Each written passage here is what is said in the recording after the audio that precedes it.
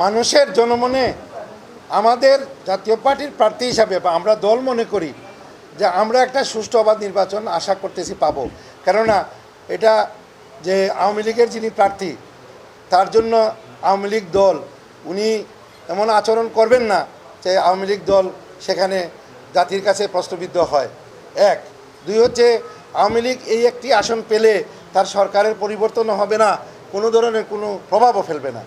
দুই, তিন হচ্ছে যেহেতু ২০ দলীয় জোট তারা নির্বাচনে আসতেছে না, কারণ হচ্ছে অবাধ নির্বাচন হচ্ছে না বলে ক্লেম দিচ্ছে। এইটাকে পরিষ্কার করার জন্য সরকারের সদিচ্ছা এবং নির্বাচন কমিশনেরই গুরুদায়িত্ব একটা অবাধ নির্বাচনকে আমার উপহার দেওয়া, এবং সেই ক্ষেত্রে প্রতিদ্বন্দ্বী প্রার্থী হিসাবে আমরা এই পর্যন্ত আশা করছি যে একটা সুষ্ঠু নির্বাচনের দিকে আমরা যাব। এখন পর্যন্ত আমরা কোনো প্রতিকূলতার অবস্থা পাই নাই, কিন্তু ভবিষ্যতের অবস্থা তো আমরা জানি না, আল্লাহ পাক জানেন।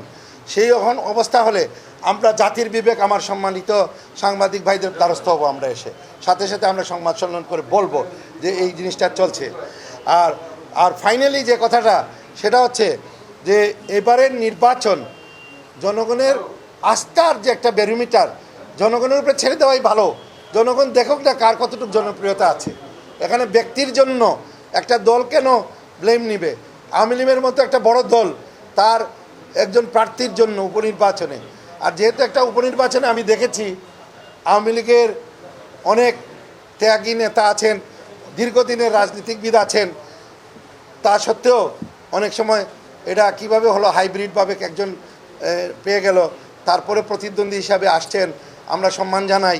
কিন্তু আমরা চাই যে এমন কোনো আচরণ করবে না যে মহাজোটের শরিক দলের সাথে যে আমাদেরকে বাধ্য করবে যে বিএনপির মতো নির্বাচন থেকে আমরা সরে দাঁড়াবো আর আমাদের নেতারা পার্লামেন্টে বলবে যে আমরাও নির্বাচন করব না।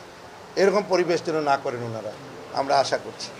চা পাতা আছে, কমলালেবু আছে, চুনা পাথর আছে, বালু আছে, হাওর বিলের মৎস্য সম্পদ আছে, সম্পদে ভরপুর আমাদের সিলেট।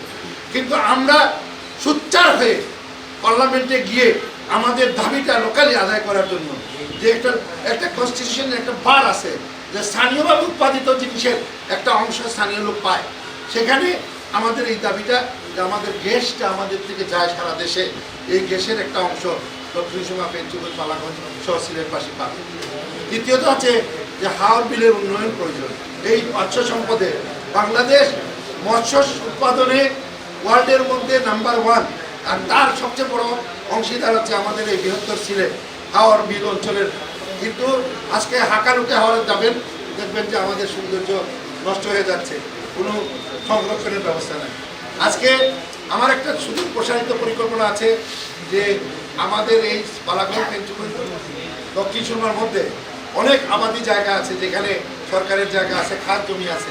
এখানে যদি আমরা একটা ক্ষুদ্র কুটির শিল্প বা একটা ইন্ডাস্ট্রিয়াল জোন করতে পারি, তাহলে আমাদের এলাকার সিলেটের আমাদের এলাকার হাজার হাজার যুবকরা তারা কর্মসংস্থান পায়।